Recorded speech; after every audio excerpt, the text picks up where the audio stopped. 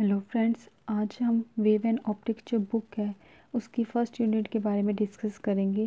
First unit का नाम है इंटरफेरेंस ऑफ लाइट, या आप बोल सकते हैं डिवीज़न ऑफ वेव फ्रंट्स। इन दोनों में से हम कुछ भी बोल सकते हैं, दोनों चीज़ों के बारे में डिस्कस का, इंटरफेरेंस ऑफ लाइट और डिवीज़न ऑफ वेव फ्रंट्स। ये यूनिट स्टार्ट करने से पहले सबसे पहले हमें पता होना चाहिए इंटरफेरेंस क्या होती है, लाइट क्या होती है और वेव फ्रंट क्या होता है। Okay, unit first, interference of light, या बोल सकते हैं डिवीज़न ऑफ वेव फ्रंट्स। आज हम सबसे पहले लाइट का इंट्रोडक्शन पढ़ेंगे, लाइट होती क्या है। ठीक है, तो फर्स्ट यूनिट में पहले बेस क्लियर होना चाहिए ना, तभी हम यूनिट स्टार्ट करेंगे। तो सबसे पहले यूनिट का ही नाम के बारे में ही डिस्कस करते हैं। लाइट वर्ड यूज़ हुआ है, लाइट का इंट्रोडक्शन हम डिस्कस करते हैं। इंट्रोडक्शन है, light is a form of energy. जो लाइट है हमारे पास किसकी फॉर्म में प्रेजेंट होती है, एनर्जी की फॉर्म में प्रेजेंट होती है, which produce the sensation of a vision in our eyes. जो हमारी आइज़ को क्या करती है, हेल्प करती है देखने के लिए। Light is a form of radiated energy in the form of electromagnetic wave which make the object visible. ये क्या बोल रहा है, जो हमारे पास सबसे पहले हमने क्या डिस्कस करा, लाइट क्या फॉर्म है किसकी, एनर्जी की। तो सेम यही चीज़ कह रहा है, light is a form of energy. कौन सी एनर्जी, रेडिएटेड एनर्जी। जो रेडिएटेड एनर्जी है वो किसकी फॉर्म है, in the form of electromagnetic wave which make the object visible. ये जो चीज़ें हैं हमारे पास मिल के क्या करती है, हमें जो हमारी आइज़ है वो ऑब्जेक्ट को क्या करवाती है, विजिबल करवाती है। Okay, light has a dual nature. जो लाइट है उसके दो टाइप का नेचर होता है। कौन कौन सा, एक होता है पार्टिकल नेचर और एक होता है वेव नेचर। कौन कौन से दो नेचर होते हैं, एक पार्टिकल नेचर होता है और एक वेव नेचर होता है। ओके, अब ये बोलता है कि अब ये फिनोमिना मैंने बता रखे हैं, फर्स्ट फिनोमिना और एक है ऑप्टिकल फिनोमिना, सेकंड फिनोमिना।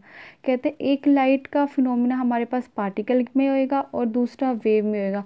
अगर हमारे पास जो लाइट का नेचर है वो पार्टिकल फॉर्म में है तो वो क्या चीज़ शो करेगा, किस में वर्क करेगा, और अगर वेव में है तो वो कैसे करेगा। तो इसी फिनोमिना के बारे में हम पहले दोनों डिस्कस करते हैं, क्योंकि ड्यूअल नेचर है तो नेचर तो पता होना चाहिए ना लाइट का, कैसा होता है, पार्टिकल होता है और वेव होता है। ओके, और वो कहाँ वर्क करेगा। The phenomena like interference, diffraction and propagation of light या polarization are explained only when the light is assumed behave as a wave।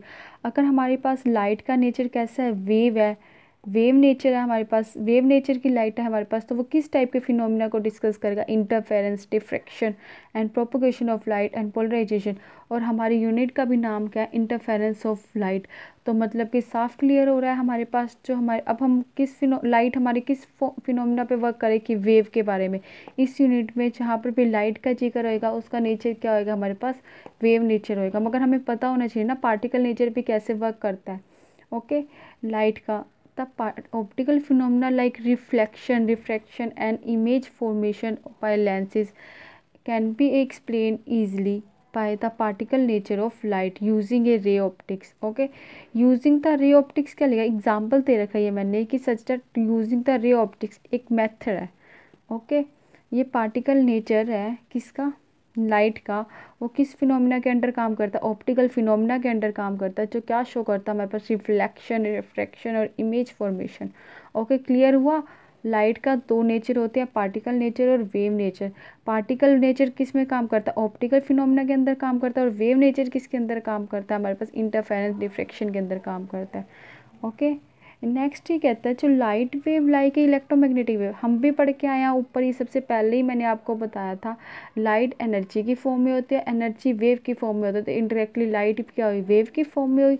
तो वही चीज़ कह रहा है, जो था light wave like electromagnetic wave. Okay, are a transverse in nature. Transverse in nature कैसे कह रहा है, जहाँ ट्रांसफ़र की बात आ जाए, ये होती है transverse wave. This is the transverse wave. Okay, तो कहते हैं जो हमारे पास लाइट वेव है लाइक इलेक्ट्रोमैग्नेटिक वेव, वो कैसी वेव है, ट्रांसफ़र वेव। कैसी है ट्रांसफ़र वेव, इस टाइप की। ओके,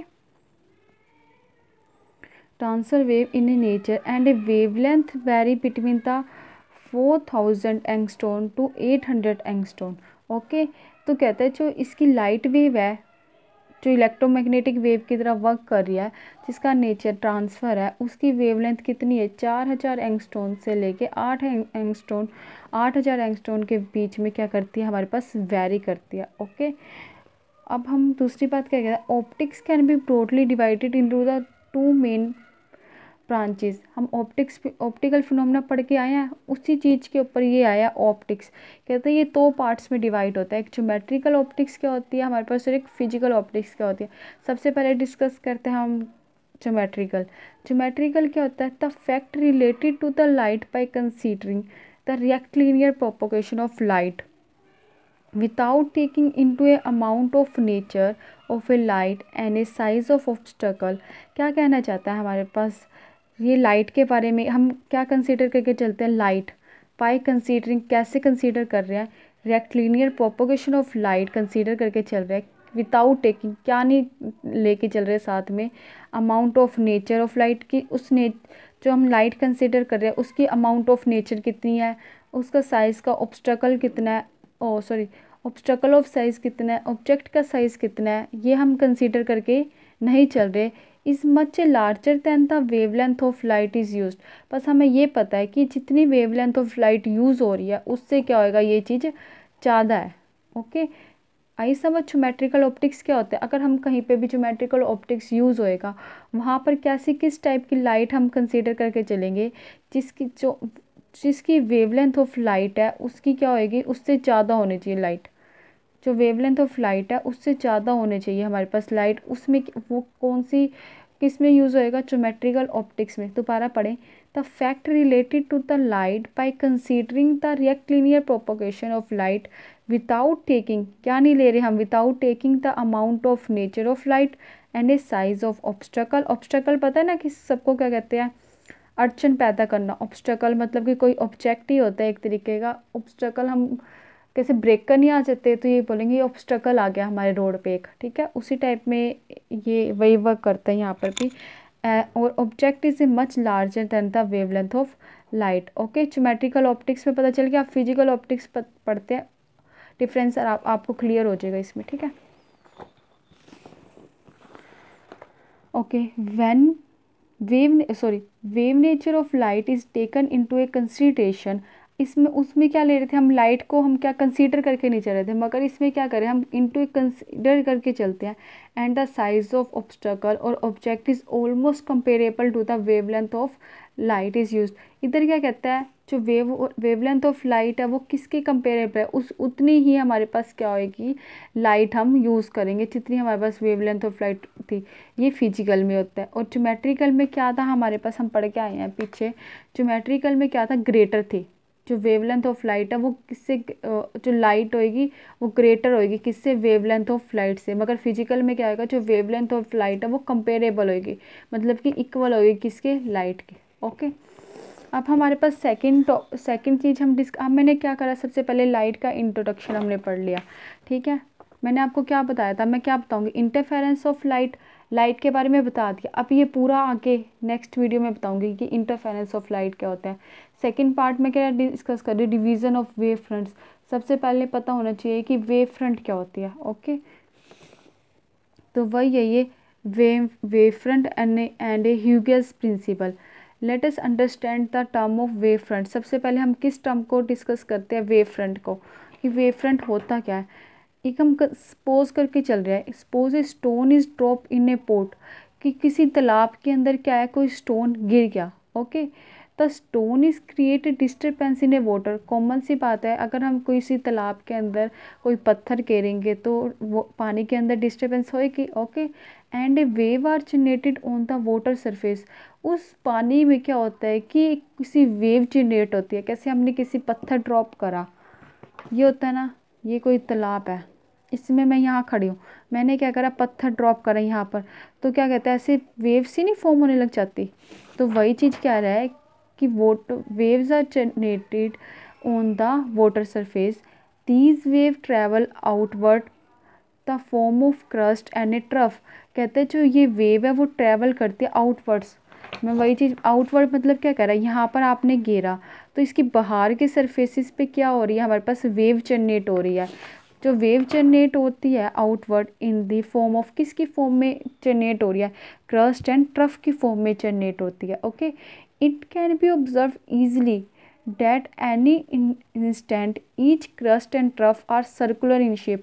वही बात, हम पत्थर घेरेंगे तो राउंड राउंड सर्कल ही आते हैं ना, वहाँ पर जो वेव्स है वो सर्कुलर फॉर्म में जनरेट होती है। ओके, तो वही चीज़ कह रहा है, जो वेव है वो किस फॉर्म में जनरेट हो रही है, सर्कुलर इन ए शेप।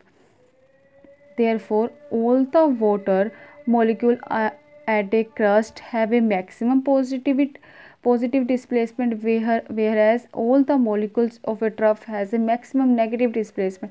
ये क्या कहना चाहता है, जो वाटर है मोलिक्यूल एट ए क्रस्ट, जो क्रस्ट है वो क्या मैक्सिमम क्या है, पॉजिटिव डिस्प्लेसमेंट। जहाँ पर क्रस्ट जनरेट हो रहे हैं वहाँ पॉजिटिव डिस्प्लेसमेंट शो होता है, और जहाँ ट्रफ जनरेट होते हैं वहाँ क्या होएगा, मैक्सिमम नेगेटिव डिस्प्लेसमेंट जनरेट होता है। Okay, and this a crest has all the molecules oscillating in a same phase. जो क्रस्ट है वो क्या करते हैं, ऑक्सीलेट करते हैं किसमें, सेम फेज के अंदर। और जो ट्रफ है वो कैसे ऑक्सीलेट करती है हमारे पास, इन ए सेम फेज के अंदर। दोनों क्या करती है, ऑक्सीलेट सेम फेज के अंदर करती है। Okay, the continuous locus of all the particles and molecules of a medium oscillating in a same phase is called a wave front। आई समझ, वेव फ्रंट किसे कहेंगे, पानी में ये स्टोन है, इस टाइप का साफ देखो स्टोन है, मैंने पत्थर डाला, ठीक है, वहाँ पर इस गोल सर्कुलर क्या होंगी, वेव फ्रंट होंगी। इन्हीं को ही वेव फ्रंट बोला है। इनका क्रस्ट और ट्रफ की जो ऑक्सीलेटिंग है वो क्या होएगी, सेम होएगी, कि सेम ही सर्कल में ये क्या होएंगे, फॉर्म होएंगे हमारे पास। Okay, the wave fronts obtain on the water surface is of circular shape. Okay, wave front कैसे होंगे, अगर कोई सी पानी सरफेस के पानी में हम क्या डालेंगे, पत्थर, सर्कुलर शेप में फॉर्म होंगे। But when the wave originate from A point source in A 3 dimensional space, अगर हम ओरिजिनेट करें उस पॉइंट सोर्स के अंदर, मतलब कि पॉइंट सोर्स किसे बोल रहा है, जो स्टोन है ना उसे पॉइंट सोर्स बोल रहा है। अगर वो क्या होता है 3 डायमेंशनल के अंदर है, स्पेस 3 डायमेंशनल स्पेस के अंदर है, तो वेव फ्रंट किस टाइप के शो होंगे हमारे पास, स्पेरिकली शो होंगे। As the distance from a origin of a wave increasing, the radius of curvature क्या होएगा of spherical wave front become so large and the part it behave as a plane wave front. देखो क्या कहना चाहते हैं, जो distance है किसकी, from a origin, the wave is, अगर जो इसकी डिस्टेंस है वो क्या हो रही है, इंक्रीज़ हो रही है वेव्स की, ठीक है, ओरिजिन से, तो क्या होएगी, जो रेडियस ऑफ कर्वेचर है स्पेरिकल का वो भी बड़ा होता जाएगा, वो लार्ज होता जाएगा। जो लार्ज पार्ट है ना वो किस, अगर बड़ा होता जाएगा तो वो किसकी तरह बिहेव करने लग जाएगा, प्लेन वेव फ्रंट की तरह बिहेव करने लग जाएगा। सबसे पहले बड़ा सर्कुलर वेव फ्रंट बनते हैं, ठीक है। अगर हम 3D में देखें तो कैसे फॉर्म होते हैं, वो स्पेरिकली फॉर्म होते हैं। अगर उसका लार्ज डिस्टेंस हो जाए, लार्ज क्रिवेचर हो जाए, तो वो किसकी तरह फॉर्म करते हैं, प्लेन वेव फ्रंट की तरह फॉर्म करते हैं। ओके, नेक्स्ट क्या है, depending upon the shape of source of light using the wave front में बी ए 3 टाइप। अब डिपेंड करता है कि shape of source of light, मतलब कि डिपेंड करता है, हम पानी के अंदर पत्थर डाल रहे हैं, कोई भारी चीज़ डाल रहे हैं, तो किस टाइप के शेप ऑब्टेन होंगे हमारे पास। एक बनता है सबसे पहले स्पेरिकल वेव फ्रंट, जो हम पीछे पढ़ के आ चुके हैं 3D के अंदर। When the source of light use in A point source, जो पत्थर है वो तो एक पॉइंट सोर्स है, किसी तालाब के अंदर मैंने स्टोन फेंका तो कोई पॉइंट सोर्स हो ना, पॉइंट के थ्रू, तो wave front is obtain is a spherical. तो कैसा वेव फ्रंट ऑब्टेन होएगा हमारे पास, स्पेरिकल होएगा, with the centre of the source is show in a figure, इस टाइप का। ओके, और सिलेंड्रिकल वेव फ्रंट कब शो होएगा, it if a source of light used in a linear one, for example in a form of slit as shown in a figure this, and all the points are equidistant source lie in a cylindrical।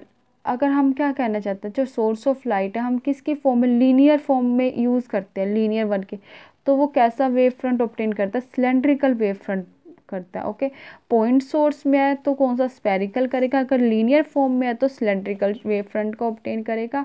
Planar wave front कब obtain करता है, when A given point source और से source of light at a very large distance, जो हमारे पास सबसे ऊपर वाला पॉइंट सोर्स और जो ये लाइट सोर्स है लीनियर वाला, ये कैसे हो जाए, लार्ज डिस्टेंस पे हो, large distance, then the small part of spherical और cylindrical wave front so obtain appear to be a plane.